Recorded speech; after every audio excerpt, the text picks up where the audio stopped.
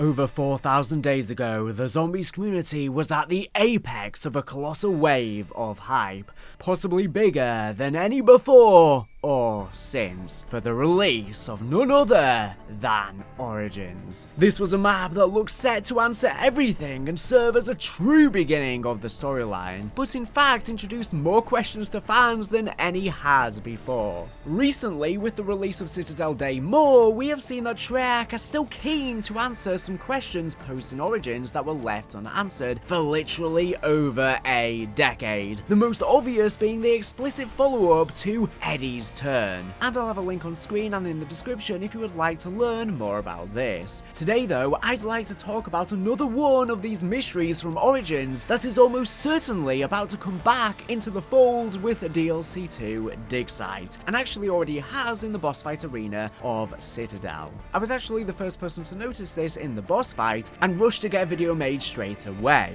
but I have certainly not been the last to try and theorize about this mystery, but I only approached it at a surface level before, so in this video I want to go a lot more in depth, and whilst the main topic that's been at the forefront of the community and in my videos as well regarding the potential for a thematic sequel to Origins and the potential return to the crazy place, upon diving deeper into this I think there is actually a much more interesting discussion to be had regarding these circular markings that completely blows the original discussion out of the water and makes that seem absolutely insignificant in comparison, of which could really change the way we see a lot of the Ether and Dark Ether storyline being a very deliberate and hidden thread that continues throughout. And now it's back in the forefront. I am talking, of course, about the mysterious circles of Origins. When players were introduced to the intro cinematic for the first time, shortly before the release of the map, they were met with something very strange. Element 115, the wondrous power source that enabled the impossible things in the storyline, which had been a staple piece of the story since Shinonuma was no longer the metallic brown-orange colour we had gotten used to, but was now stone, intermittently studded with ice-like blue crystals, and covered all over in complex carvings of geometric patterns, most commonly in the form of concentric circles, appearing almost like the orbits of planets. In fact, we even saw the familiar meteorite from Shinonuma now sporting this new design, complete with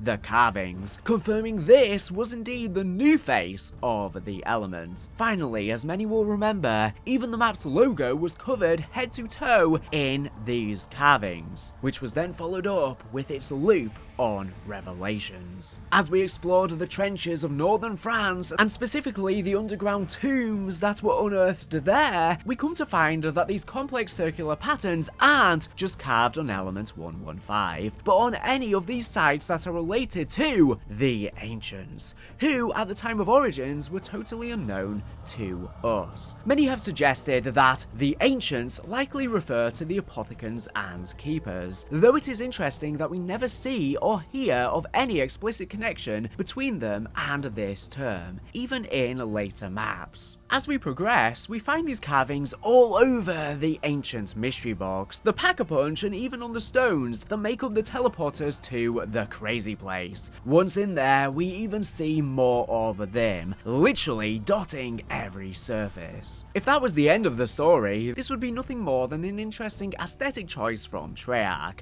but as we reached Black Ops 3, we saw these symbols more and more. For example, in Der Eisendrache, we see numerous attempts, seemingly by the Wolf King, to recreate this design, though perhaps without knowing what it was for. In addition, these circles are present on the new model of the MPD, something we will get back to shortly. Once we reach sets of Onoshima though, we see more of them than ever before. Every plant pot is covered in them, and upon opening the resting place of the ancient keeper, Nansapwa, we see an uncountable number of them. And if this wasn't enough, every piece of 115 on the map also, expectedly, still features these carvings. And on Revelations, it is all over the logo once again, literally front and center for anyone watching the map's trailer, or the cliffhanger on Gorod Krovi, just like in Origins. Similarly, on Revelations, we see these symbols in an incredibly prominent place, on top of the corrupted engine, on the spinning piece that almost looks like a miniature Origins mound. And finally, with the addition of Zombies Chronicles, we saw the inclusion of these carvings on the iconic Shinonuma meteorite, in order to make it match the few seconds we saw of the meteor in the Origins intro cutscene, as well as now being present on the MPD pyramid on Black Ops 3's iteration of Moon, as of course this used the same model as the Eisendrache. Hang on a second though, with everything I've just told you isn't quite the truth though, because believe it or not, these carvings have actually been hiding in plain sight long before Black Ops 3 or Origins. And what makes matters even more interesting is that Richtofen himself told us this all the way back in 2011. Listen to this. Entry 42. Date, January 4, 1940. Dr. Schuster and I, despite mounting pressure from Dr. Maxis, have continued working on the matter transference prototype. We have made great strides in the last 30 days and are ready for our first human subject. If our calculations are correct, we will send a test subject, me, to the receptacle station sitting 30 yards away and behind a cinder block wall. Are you certain you want to do this, Dr. Richtofen? Nein, Dr. Schuster. But this must be done. Quickly, put in your earplugs and power up the machine.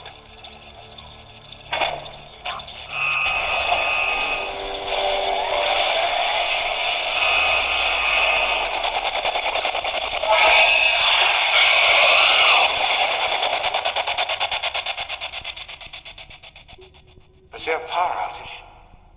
Why is it so dark? I feel almost weightless.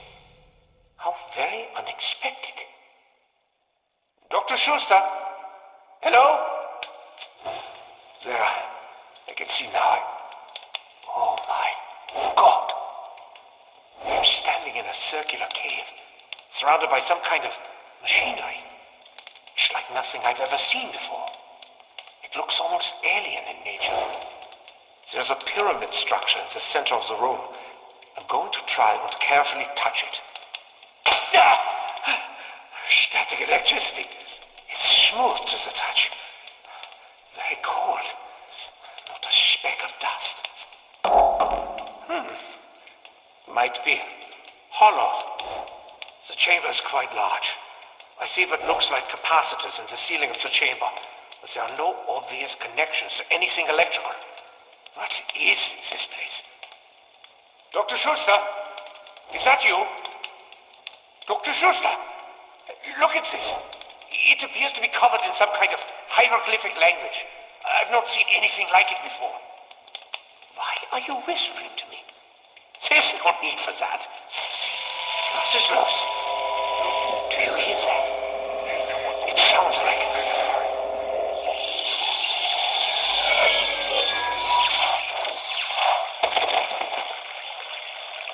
My God! What happened? I seem to be in some kind of jungle. I can't be certain of where I am. Look out! Wow, in this iconic radio where Richtofen encounters the MPD for the very first time, he tells us outright that it is covered in a kind of hieroglyphic language. If we load up the classic Black Ops 1 version of Moon, the original, as I'm sure many of you have, you might think this was a line of dialogue thrown in just for dramatic effect, as I'm sure you've been in the MPD room many times and seen very clearly that there is nothing like this whatsoever on the MPD, other than perhaps the disc on the front, which is hardly it being covered. However, I'm going to suggest though that because most players are dealing with zombies in low gravity by the time they reach this room, they've never actually had the chance to look very carefully at the pyramid. And so, that's what we're going to do here. If we look at any of the black surfaces very carefully, we will find something incredibly interesting. The very same circular symbols we thought we first saw in Origins. Bam! The symbols that Richtofen describes as an alien hieroglyphic language, comparing it to the Black Ops 3 version of the MPD to the original, there are less of these symbols overall, but they are larger and more defined, being both on the jet black surfaces and on the gold. So possibly this is Trek's way of showing us we missed it the first time, and so they wanted to make it less subtle for us this time around. It's a shame then that no one has really even talked about this until now. But with that all covered, what's the point? What even are these circles and why are they back now? Let's go back to Origins and really put the map under the microscope. If we examine closely the actual uses for these carvings, perhaps we can figure out what, if anything, they do. We see them in 5 major places: the rewards chest, the mystery box, and on the pack-a-punch and the mound it resides on, the portals, and the crazy place they take you to. For what these things have in common, let's listen to what Ludwig Maxis had to say. Researching element 115 continues to yield unforeseen results. The conversion process creates localized energy fields, which appear to function as portals, bringing forth objects of indeterminate origin. It is my hypothesis, however outlandish, that this transfer of matter may actually be occurring through space and time. I believe the answer may lay with the broken rune stones located at the mound. Perhaps channeling sufficient energy from the conversion generators to their location may prove fruitful. When 115 is channeled towards the ancient stones, an energy field appears to drag unknown objects into our reality. Is it possible that element 115 is disrupting the space-time continuum itself? How else could an ancient box, created eons ago, bring forth weapons from different eras, perhaps including even our own future? Further study is needed to understand these powerful and unpredictable forces. From these radios, Maxis suggests that by channeling the energy produced by the conversion generators through the runic patterns in the stones, they begin to perform certain functions. The mystery box and the rewards chest, for example, both visibly glow when active, as if the energy is passing through the grooves of the circles like electricity through copper wire. We see Group 935 channeling actual electricity through the mystery box as a result of a machine they have attached to it, whereas the rewards chest seems to work through rituals, something that to Maxis may very well have seemed unscientific. Dr. Strauss anyone? But in reality is just something he didn't quite understand. A different kind of technology. When we look at the mounds, we can see pretty clearly that this is the case. The Pack-a-Punch machine, a far more ancient version possibly created by the Keepers, required all 6 generators to power it. And when this is the case, we see the crystals of the giant 115 pillars begin to violently glow. But as well as this, we have electrodes that Group 935 have crudely bolted to the ancient pillars that are buzzing with what? Electricity? This is then channeled up through wire to a metallic circle suspended above the Pack-a-Punch machine itself. When power of the current is sent from these pillars to the iron ring, making it literally red hot, causing it to move violently. This seems to be a demonstration of electromagnetic induction, as the Pack-a-Punch is powered by this without any direct electrical connection. The magnetic field produced by the iron ring induces power within the machine, but the question remains, how exactly is the mound powered? We turn the generator on, but there are no cables from the generators to the mound. The answer may well be the same process, just through a different type of science. As Maxis implies, when we create energy at the conversion generator, this is channeled through the giant pillars around the mound, just through the carvings instead of traditional wire. Group 935 had no way to emulate this very advanced form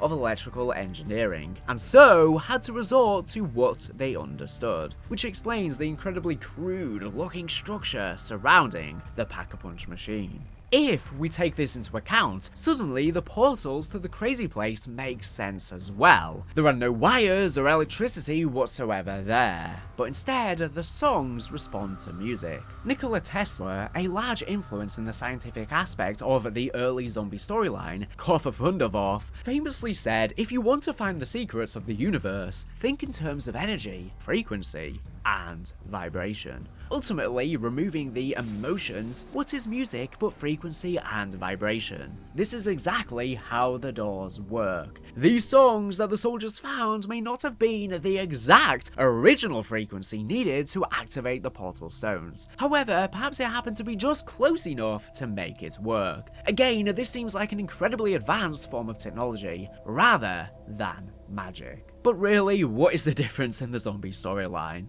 Finally, the most important topic that everyone has been talking about regarding these circles on Citadel Daymore. None other than the crazy place itself. This area is absolutely covered in these carvings, and honestly, it looks more like something futuristic than something ancient. We see giant walls that can move at will, complex challenges that use advanced mechanisms, and most importantly of all, the gateway to Agartha itself. In fact, if we look at the ceiling around where the gateway appears in the crazy place, it is totally covered by these carvings, as if these are what allow it to manifest here. There seems to be a lot more than elsewhere. And this is of course where Maxis gains the power to inhabit electricity, tying everything together. Moving on to Der Eisendrache, these carvings are clearly imitations, likely done, as I said earlier, by the Wolf King, or his many soldiers, his slave, or someone or some many working for him, made of solid gold to decorate the Keeper statues. The design has been copied, but these don't do anything. When we get to Zetsubo no Shima and find extremely ancient, untouched ruins, we find the clearest example of this lost technology so far. When the player uses the 115 infused water on the plants, the carvings literally glow. Given the crazy effects that these plants have,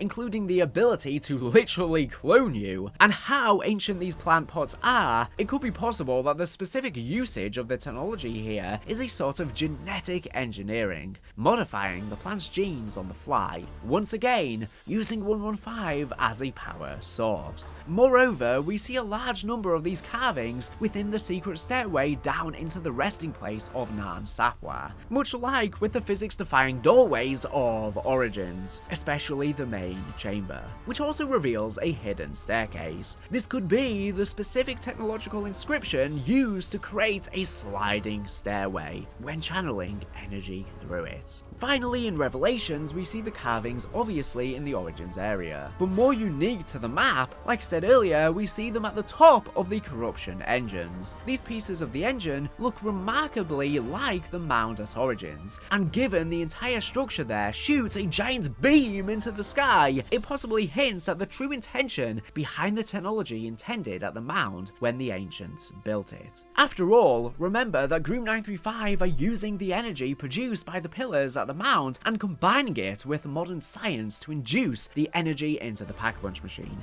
rather than its true use that we see during the Origins main quest. That involves the staff upgrades and opening the gateway. With all of this being said, people might compare these carvings to the Dark Ether rune magic. We were first introduced to the concept way back in Shadows of Evil, at least very overtly, where the Kraton spawn is rendered indestructible from anything but becoming the beast, as a result of the Keeper carving saying, must protect from destruction, literally protecting the box from physical harm from lower level beings. Obviously these concepts were expanded far more in Vanguard with the Dark Ether itself having its own scripts from rune magic, but the question remains, if the early Keepers / Apothecans had access to these rune spells in their own language, why would they not cover the MPD in them? Instead, the MPD is littered with these circles, which look almost mechanical as opposed to the real writings of living creatures. And we have seen that almost always has a technical use. Well, maybe that is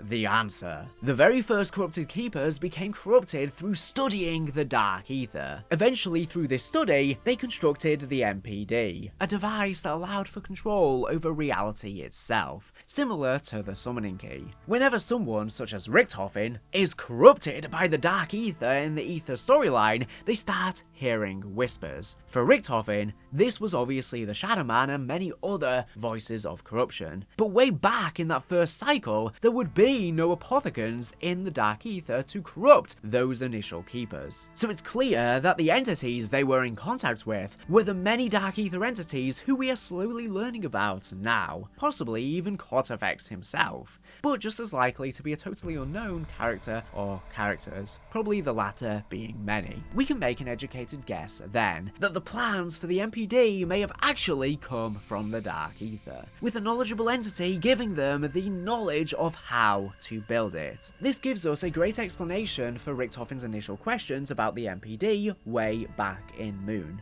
He is puzzled by the fact there is no visible machinery. Well, now we know that the machinery that works the pyramid is these hieroglyphs that Richtofen mentions, that were still there under the noses of the players all the way back in Black Ops 1. We need to ask then, why did a Dark Ether entity give these early keepers the plans for such a powerful device? Perhaps this was actually a trade. We have seen just how powerful the Apothecan and Keeper languages are. They can do amazing things with them, literally using them to bend the laws of reality, create complex rituals to empower or curse people, and so on. What if this is actually the origins, no pun intended, of rune magic? And it didn't yet exist in the Dark Ether previously, with the Dark Ether entities instead only possessing this advanced form of technology. By the time of Vanguard, rune magic was ancient in the Dark Ether. But what if, trillions of years ago in the very first cycle, these corrupted keepers traded the secrets of their rune magic for knowledge of this incredible system of machinery? This theory is so fascinating, as it parallels what is currently going on in the story. Currently, we have two power systems: alchemy and science. Science manipulates the Dark Ether through experimentation, and alchemy manipulates the Dark Ether through magic. If rune magic is the Dark Ether's version of alchemy, which seems to be the case, as they both manipulate reality, then perhaps these carvings are the Dark Ether's form of science. But again, the lines are very blurred between the two. Interestingly, the carvings themselves look like something very fundamental in physics: the orbit of a planet, or even the orbit of an electron. Rather than manipulate the laws of reality itself, as is the case of rune magic, they channel a power source in order to make complicated tasks easier. In the Ether storyline, we saw this by channeling element 115.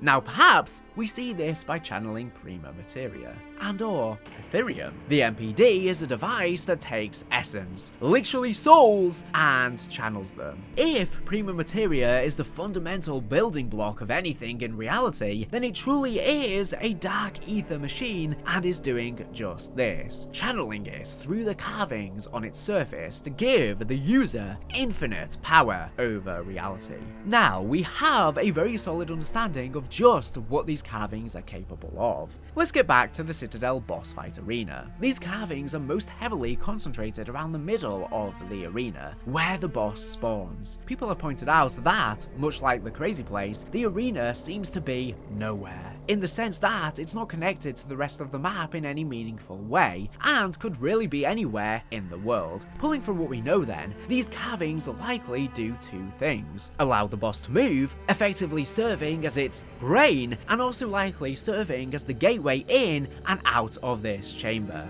when the Guardian pulls us in, just as we saw in Origins. Could it even be that these carvings are part of the reason that allows the Guardian to awake from the statue itself? It's likely in Dig Site that we will see more of these carvings, as it has been leaked, likely serving as evidence of the presence of ancients from the Dark Ether. These ancients quite literally could be the Old Ones, which could be many of these Dark Ether entities similar to what we've seen in Vanguard, but could even extend to Keepers and Apothecans during the Ether story. The construct itself has been likened to a machine by a lot of players, and even described as looking futuristic if that is what Zykov stumbled upon in the Dark Ether that we learned about in Cold War's intel. So perhaps that is the actual origin point for this method of harnessing power, and it does possess some circle markings on it too. We know that these carvings can effectively turn solid stone into complex systems, so if Treyarch really are bringing this idea back, the sky's the limit in terms of what they could do. Doors, traps, boss fights, really anything is possible. Years after Origins, the aesthetic of the giant pillars of 115 inscribed with these mysterious, powerful carvings is still an aesthetic I think a lot of us fans wish could return.